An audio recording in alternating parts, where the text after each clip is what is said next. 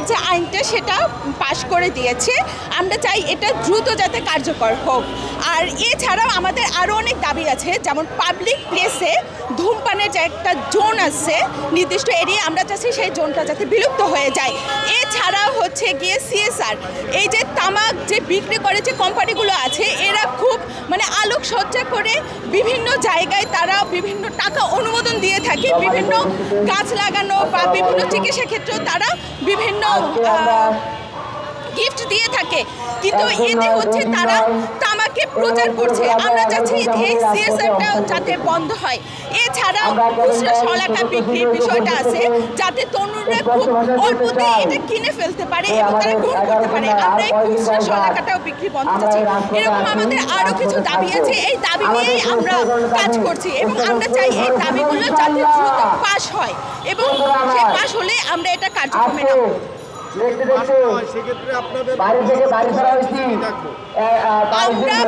আমরা আমাদের কর্মসূচি চালিয়ে যাচ্ছি, যতদিন না পাশ হবে ততদিন আমরা কাজ করে যাব। আমরা যে তরুণ সমাজরা আছি, তরুণ সমাজরা মিলে আমরা একত্রিত হই, ঠিক এভাবেই কাজ করতে থাকবো, যাতে আমাদের যে উপদেষ্টারা আছে, উপরস্থ কর্মকর্তারা আছে, তাদের নজরে আমাদের কার্যক্রমগুলো আসুক এবং তারা বুঝুক যে না, আসলে তামাক আমাদের শরীরের জন্য খুবই ক্ষতিকর।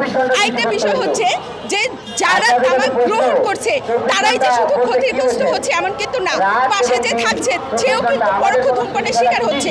এই জন্য এই তামাক নির্মূল করাটা খুবই দরকার। তাই আমরা আমাদের কার্যক্রম চালিয়ে যাব যতদিনে না আমাদের কাজ সফল হচ্ছে, লক্ষ্যে পৌঁছাচ্ছি। আমরা অলরেডি বিভিন্ন স্কুল কলেজ ইউনিভার্সিটিতে আমাদের কার্যক্রম কিন্তু চালাচ্ছি, বিভিন্ন ক্যাম্পেইন করছি। অলরেডি আমরা একটা সিগনেচার ক্যাম্পেইনও করেছি। সিগনেচার আমরা 2000 স্টুডেন্টের সিগনেচার নিয়ে অলরেডি আমরা বিভিন্ন মন্ত্রী পরিষদে পৌঁছিয়েছি। সো আমাদের কার্যক্রম এইভাবেই আমরা চালাচ্ছি। আর এছাড়াও এই যে আজকে আমরা প্রেস ক্লাবে আসলাম, এসে এখানেও আমরা মানববন্ধন করলাম, এরকম আমাদের আরও কিছু কার্যক্রম সামনে আছে। আস্তে আস্তে আমরা সেই কার্যক্রমগুলো কমপ্লিট করব।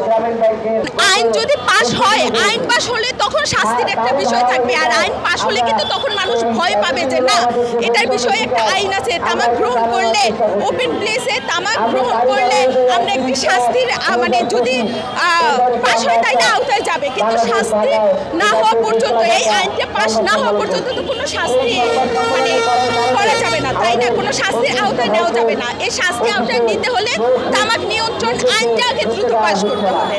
আচ্ছা, আমি সালমা আক্তার শান্তা, কাজ করছি নারী মসজিদে। তামাক নিয়ন্ত্রণ আইন দ্রুত পাশের দাবিতে আমাদের একটি প্রজেক্ট আছে। ধন্যবাদ, টোবাকো কন্ট্রোল প্রজেক্ট। ধন্যবাদ।